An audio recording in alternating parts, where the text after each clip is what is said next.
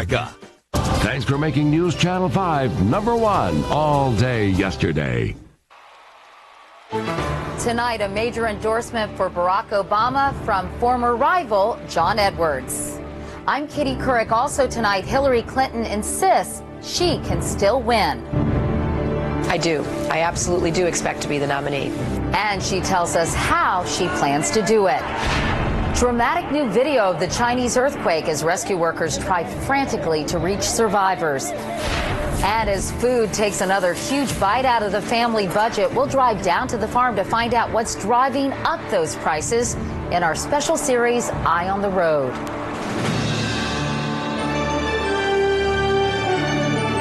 This is the CBS Evening News with Katie Couric. And good evening, everyone. Well, Hillary Clinton didn't get to enjoy her landslide win in West Virginia very long at all. Barack Obama took back the spotlight this evening dramatically when he won an endorsement both candidates wanted badly, John Edwards. We begin our political coverage with Dean Reynolds in Grand Rapids, Michigan. And Dean, why now? Well, as you alluded to, Katie, this comes at a time when Hillary Clinton was trying to gather momentum after her big win in West Virginia over Barack Obama. It also comes just as she is meeting with her chief fundraisers to see whether she should proceed or can proceed with her campaign. The picture of these candidates out here, the former candidate and the current candidate on stage together tonight, will be almost irresistible for those in search of party unity.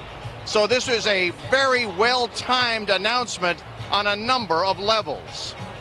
Edwards made his move after months of speculation and a good deal of courtship from both Obama and Hillary Clinton. His decision appeared to have been just made. The endorsement could accomplish a couple of things right off the bat for Obama. It could possibly add all 18 Edwards delegates to Obama's total and put him ever closer to the total needed for nomination. As a former vice presidential nominee, Edwards has some influence. His 11th hour timing may well be designed as a signal to remaining superdelegates that the time to make up their minds has come and that the party should coalesce around Obama now. And this comes as Edwards is just about to arrive here, and he didn't even bother to give any warning to the Clinton campaign before he made the announcement today, or the decision today. So it's kind of a shocker for both campaigns, Katie. And Dean, do you think this will help Obama attract more of those working class white voters? Well, it was Edwards' big support. I mean, all through Iowa and certainly in New Hampshire, those were the people he was trying very hard to reach. It certainly helps Obama with that demographic. And Dean, what about Elizabeth Edwards? She's been publicly critical of Barack Obama's health care plan. Is she on board with this endorsement? Reportedly, Katie, she is not on board. She did not fly here to Grand Rapids, and this endorsement is not her endorsement, it's her husband's. All right, Dean Reynolds in Grand Rapids, Michigan tonight. Dean, thanks very much. In addition to the Edwards endorsement, Obama picked up 4 more superdelegates today. Senator Clinton got 1. Our latest CBS News count shows Clinton would need nearly 3/4 of the remaining delegates, both from upcoming primaries and those superdelegates, to clinch the nomination. Obama, meanwhile, needs only about 1/3. Clinton's campaign manager, Terry McAuliffe, issued a statement tonight saying that he respects John Edwards, but that last night's Clinton win in West Virginia means the race is far from over. I spoke with Senator Clinton today before the Edwards endorsement, and she left no doubt she's staying in the race. We will finish this process. We will finish the elections that are still to come. We will seat the Michigan and Florida delegates, I hope by May 31st. And then we'll have a nominee, or very close to it, and we'll know who the nominee is. And I will be in a very strong position, as will Senator Obama, to make the case that we fought a hard fight, everybody participated. Now it's time to coalesce behind our nominee, and I think we'll get a lot of people to agree with that. A lot of people were struck last week when you noted that you had won the support of hardworking Americans, white Americans. Using those words, do you think that was dangerously close to playing the reverse race card? No, not at all. I was just referring to an AP article. You know, people have voted for me because they believe I'd be a better fighter and a better champion. You know, there is no doubt that we've had a wonderful, incredibly historic campaign. Obviously, race and gender are part of it because of who the candidates are, but people have been voting based on who they thought would be the better president. Can you lay out for me right now, Senator Clinton, the scenario where over the next several weeks you get enough delegates to win this nomination? Certainly. I think that we'll do well in these upcoming contests. I think we will get delegates out of Florida and Michigan.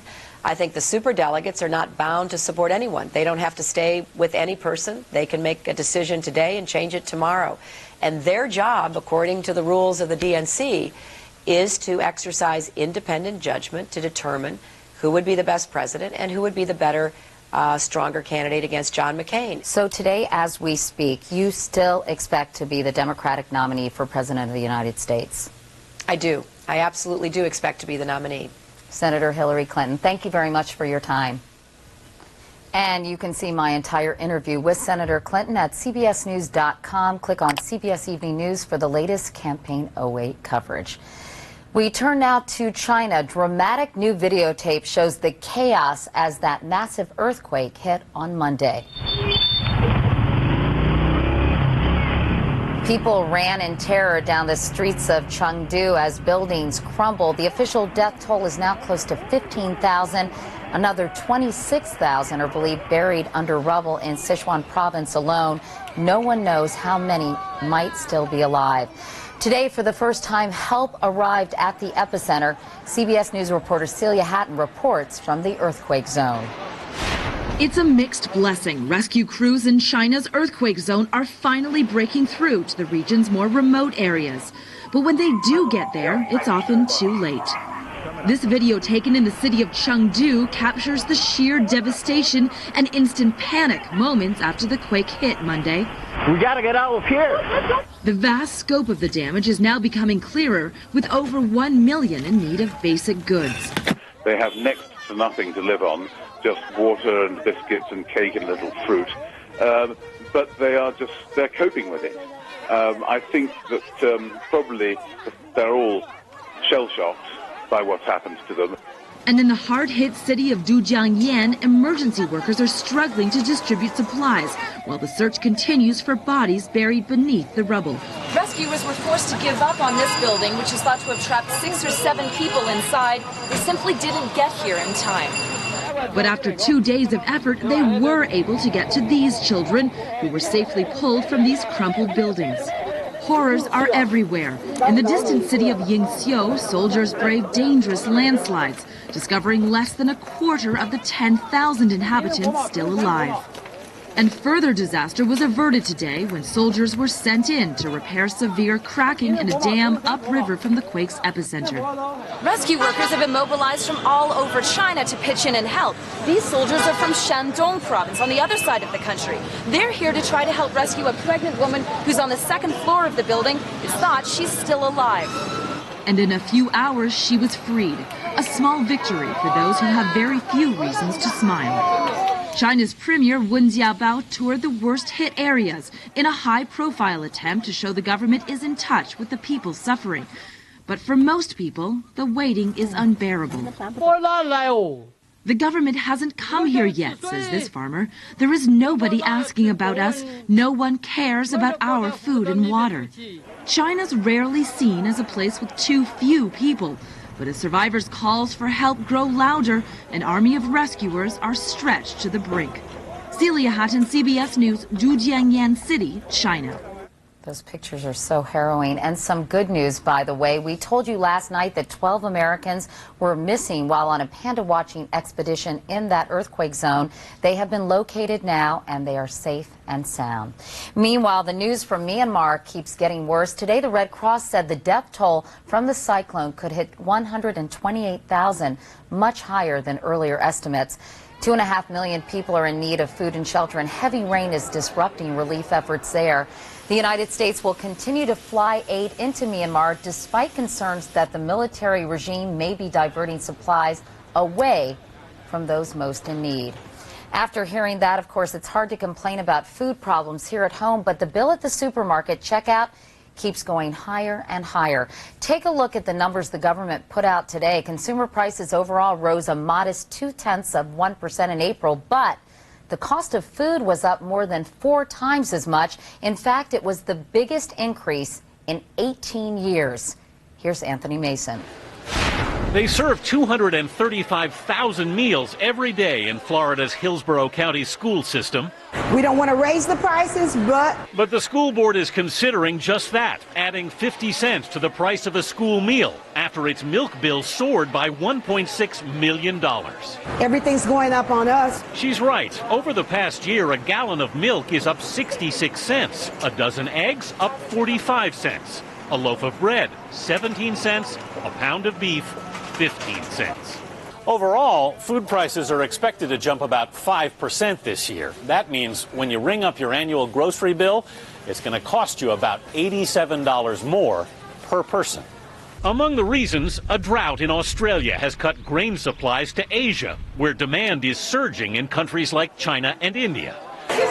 Here at home, we haven't cut back on our spending, not yet.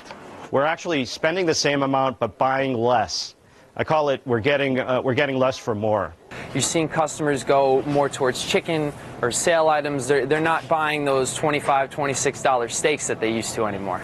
Dan Glickberg runs New York's Fairway Markets. I mean, do you think prices could go higher still? Oh, they're going to go higher. Really? Yeah. There's really no end in the foreseeable future. As Americans, we still spend less than 15% of our incomes on food, but it's getting a little more painful to eat the cost. Anthony Mason, CBS News, New York. Those high food prices come, of course, on top of the high prices at the gas pump. We're looking at the impact in our special Eye on the Road series this week. 2 of our correspondents are driving cross-country in opposite directions due to meet up in Independence, Missouri on Friday. Tonight, we check in with Jeff Glore, who is in Denver. And Jeff, these high prices are really connected, aren't they? They are indeed. These high prices of both food and gas are not mutually exclusive, Katie. And in some cases, they're hurting people who need help the most. In Platteville, Colorado, you'd think corn farmer Dave Eckert struck gold. The price of the crop he sells up 66% in a year. But that's not the only number he's looking at. We're spending twice as much on fuel this year as we did last year. You're making more on corn, but you're also spending a lot more on fuel. Right. I guess in a sense it caught us off guard that it went up as much as it did. And it'll really cut into your profits. It will. Farmers like Eckert are at the center of a growing controversy over ethanol. Critics say too much corn, a projected 1/3 of next year's entire harvest, will go into fuel, which boosts food prices.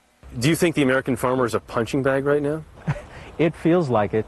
They risk their entire livelihood, they risk their assets every year to get blamed for everything conceivable right now. While that debate simmers, groups like Volunteers of America suffer. Absolutely the highest cost for us to deliver a meal in the 29 years I've been here is right now. Here in Denver, their Meals on Wheels workers deliver 1,800 hot lunches every day. What we're dealing with here is a class of people that have very little margin for error. They need this. They need this, exactly. But between the cost of gas and raw supplies, the program is starving. 300 people who want food can't get it. Hi, Emma. How are you? I've got your lunch. Emma Dela Cruz is one of the lucky ones. What would it mean if you couldn't get these meals delivered every day? That I wouldn't eat. It's intolerable to have elderly people who have given so much of their life and to all those and not be able to give them a simple meal at home.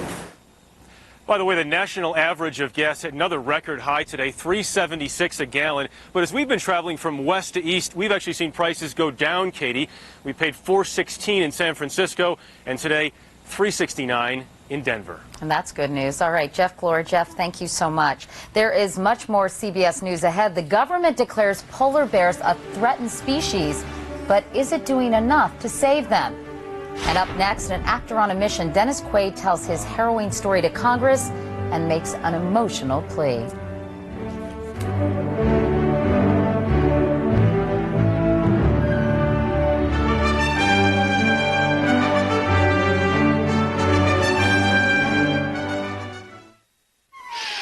Nasal allergy symptoms like congestion can occur at any time, and it's hard to avoid the things that cause them. Prescription Nasonex helps relieve nasal allergy symptoms, like congestion. Maybe that's why 6 million nasal allergy sufferers used Nasonex last year. Side effects were generally mild and included headache, viral infection, sore throat, nosebleeds, and coughing. For more information, talk to your doctor and ask if Nasonex is the one for you.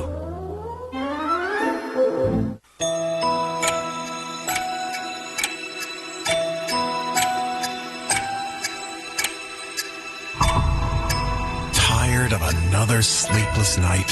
For help falling asleep and staying asleep, there's 2-layer Ambien CR. The first layer helps you fall asleep fast, but unlike other sleep aids, there's a second layer that helps you stay asleep. Until you know how Ambien CR will affect you, you shouldn't drive or operate machinery. Be sure you're able to devote 7 to 8 hours to sleep before being active again. Sleepwalking and eating or driving while not fully awake with amnesia for the event have been reported. In rare cases, sleep aids may cause severe allergic reactions, such as swelling of your tongue or throat or shortness of breath. If you experience any of these behaviors or reactions, contact your doctor immediately. Side effects may include next-day drowsiness, dizziness, and headache. It's non-narcotic and can be taken for as long as your prescriber recommends. However, like most sleep aids, it has some risk of dependency. Don't take it with alcohol. Ask your prescriber about Ambien CR for a good night's sleep from start to finish.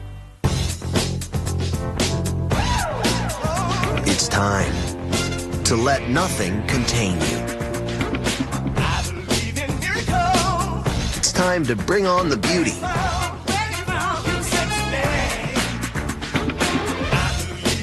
It's time to kickstart some creativity and let your true self bloom. Miracle Grow Moisture Control Potting Mix. It's grow time.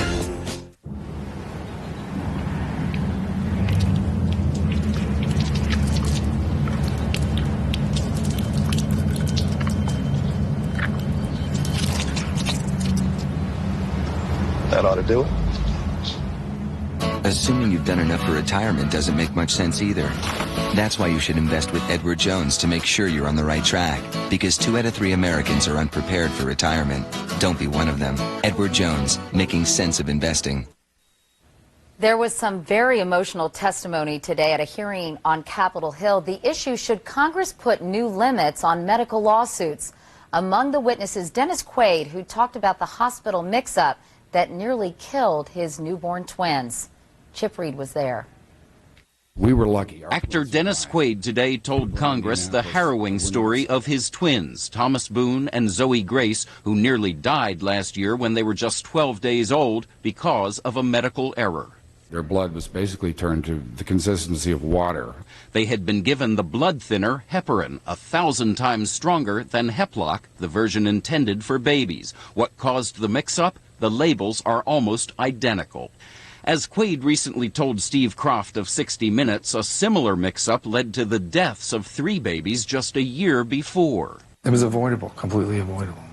Quaid sued the drug maker Baxter Healthcare, but Baxter argues it's immune from lawsuit because the Federal Drug Administration approved the drugs and the labels.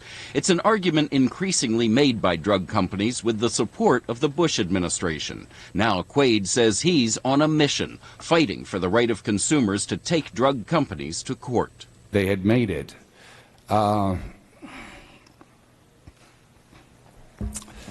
It made me feel that they had survived for a reason. But Congressman Brian Bilbray today told Quaid there's another side to the argument, that suing drug companies can also lead to tragedy. 3 months later,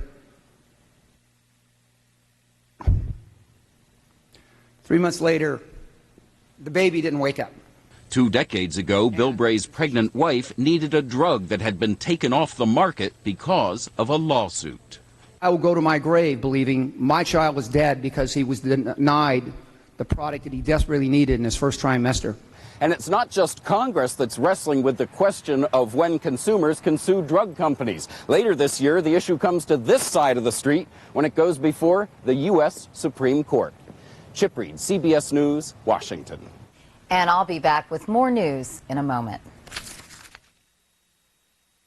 Have you heard about Miralax? It's a different kind of laxative that's kind to your body. Miralax relieves constipation with no bloating. No cramping. And now, no prescription. Restore your body's natural rhythm with Miralax.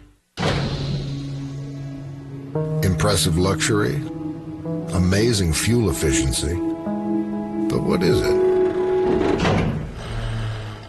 Oh, come on. Ah, a Hyundai. Introducing the newly redesigned 2009 Sonata. Right now, get a great deal on an 09 Sonata with greater space, power, and fuel efficiency than the Toyota Camry for $3,700 less.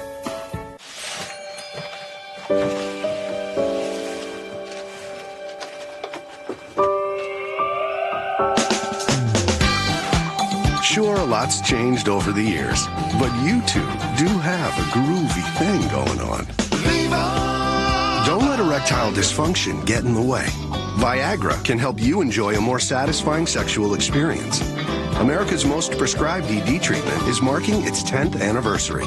Want to learn more? The facts are there to greet you at Viagra.com. Ask your doctor if your heart is healthy enough for sex.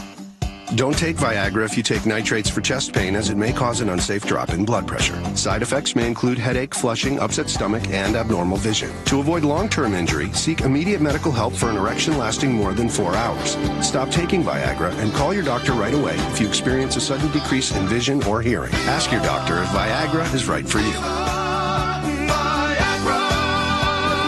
A bad day is when your blood sugar is 30 or 60 when you're ready to go running 5 miles. The Contour Meter from Bayer. No coding technology means no coding errors. My meter is a running partner. Completing a marathon, now that's my simple one. Next at 6, News Channel 5 investigates who's answering your call to Metro 911. Can't believe that 911, who you're supposed to put your trust in, would put somebody in danger like that. Tonight, more calls with consequences you won't believe. The accused wounded rapist needs help paying his legal bills as News Channel 5 uncovers new information in the case against him. And Music City bids goodbye to Eddie Arnold. It's been a cloudy day with some rain in some areas. Looks like more rain is yet to come. Your full forecast at 6. Sandra Day O'Connor took a very private struggle public today. The retired Supreme Court Justice spoke of the difficulties of caring for her 76-year-old husband who has Alzheimer's disease. Testifying before a Senate committee, she urged Congress to fund more research to, quote, get deadly serious about this deadly disease. The doctors who take care of my husband tell me that 1 in 2 people over 80 are going to have Alzheimer's. Now, I'm getting pretty close to 80, so that gets my attention. More than 5 million Americans are now living with Alzheimer's, but that number is expected to triple by 2050. Now to those wildfires in Florida. Authorities there today arrested a man suspected of starting some of the fires, which are still burning along Florida's Atlantic coast. 31-year-old Brian Crowder was arrested this morning after he'd been spotted allegedly throwing something into the woods that sparked a fire. The fires have burned thousands of acres and more than 100 homes have been damaged or destroyed. In other news, a note about cars. The smallest on the road is not even 9 feet long, but crash tests show the smart car is safe. The insurance industry said today it earned the highest ratings in front-end and side impact testing. Still, experts say size does matter. Bigger, heavier cars still provide more protection for drivers. When we come back, they can melt your heart, but what they need to worry about is melting ice. Back pain? You don't have to just rely on pain relievers. Now you can take 2 of these. Dr. Scholl's Pain Relief Orthotics with Shock Guard. They're clinically proven and absorb jarring shock with every step you take. Take Dr. Scholl's for back pain or knee pain. Welcome to the neighborhood. Home of Applebee's signature salads, like California shrimp salad with seared shrimp, buttery bib lettuce, fresh avocado, and crispy bacon. Only at Applebee's. It's a whole new neighborhood. Oil and natural gas power the past, but the future. Fact is, a growing world will require more, 45% more by 2030, along with greatly expanding alternatives. We have substantial oil and natural gas resources right here, enough to power 60 million cars and heat 160 million households for 60 years. With advanced technology and smart policies, together we can secure America's energy future. Log on to learn more. If you have trouble sleeping, Lunesta can give you a great night, 7 to 8 restful hours of sleep. But did you know that a Lunesta night can help give you a great morning? A morning refreshed, recharged. You might even wake so rested, you'll find a way to make the day special. Class, today we're going to make some music. Lunesta helps you fall asleep quickly, so take it right before bed. Be sure you have at least 8 hours to devote to sleep before becoming active. Until you know how you'll react to Lunesta, you should not drive or operate machinery. Do not take Lunesta with alcohol. Call your doctor right away if after taking Lunesta you walk, drive, eat, or engage in other activities while asleep. In rare cases, severe allergic reactions can occur. Most sleep medicines carry some risk of dependency. Side effects may include unpleasant taste, headache, drowsiness, and dizziness. 1, 2. Why wait another night? Ask your doctor how a Lunesta night's sleep can help you wake this refreshed. Lunesta, a great tomorrow starts tonight. Nasal allergy symptoms like congestion can occur at any time, and it's hard to avoid the things that cause them. Prescription Nasonex helps relieve nasal allergy symptoms, like congestion. Maybe that's why 6 million nasal allergy sufferers used Nasonex last year. Side effects were generally mild and included headache, viral infection, sore throat, nosebleeds, and coughing. For more information, talk to your doctor and ask if Nasonex is the one for you. The so-called wooded rapist made his first appearance in court today. We're going to find out what happened and why defending him could cost you thousands. Tonight at 6.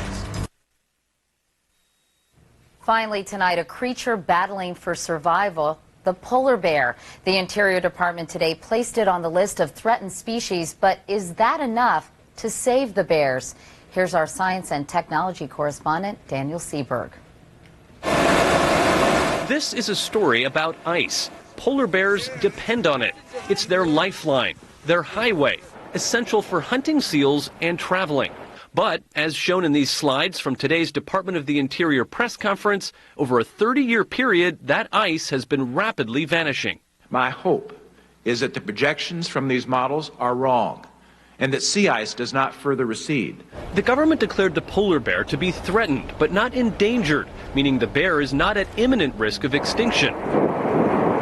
While the administration agrees global warming is causing the ice to melt, today's ruling under the Endangered Species Act, or ESA, stopped short of saying industry and greenhouse gases are to blame.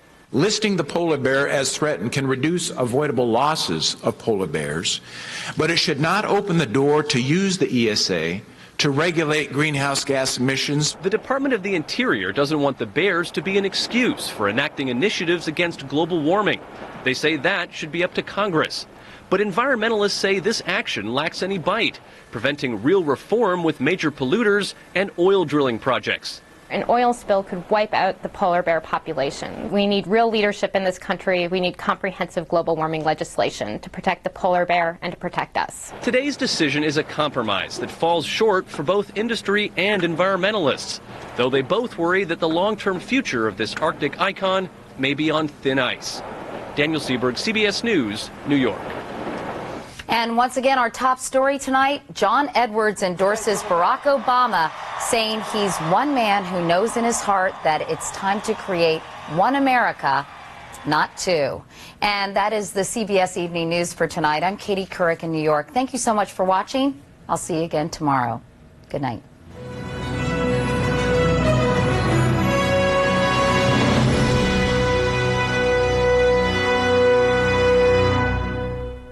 A CBS News exclusive. Is there anything that you wish you had done differently? CBS News, Capitol Hill. We've come here to Iraq. You don't walk anywhere.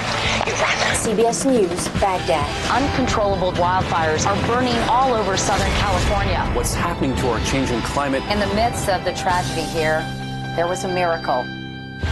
Sources close to the investigation tell us CBS News has it happened in an instant. That's the CBS Evening. For the first time, we're hearing from the wooded rapist suspect. Find out what happened in court today and why it could end up costing taxpayers. More 911 tapes like you've never heard. Is the system broken? News Channel 5 investigates. Foreclosures are way up. Tonight, we go on a tour in Middle Tennessee to see just how many are out there. And friends and family gather to remember Eddie Arnold. The news is now. From your news and information leader, Tennessee's first and only local news in high definition. This is News Channel 5 at 6. Good evening. For the first time today, we saw and heard from the accused wooded rapist. And Jason Burdick says he's flat broke. Taxpayers will pay for his legal defense, and verdict is going to need it. Tonight, there's yet another indictment, this one out of Wilson County. News Channel 5's Nick Barris is developing the story, and the case keeps on growing. It really does, Vicki. At this point, you can add Wilson County to that list. But first, this morning, Burdick made an appearance in Davidson County Criminal Court. 38-year-old Jason Burdick arrived in cuffs and an orange jumpsuit, the first appearance in court for the so-called wooded rapist. He was formally charged with attacking 7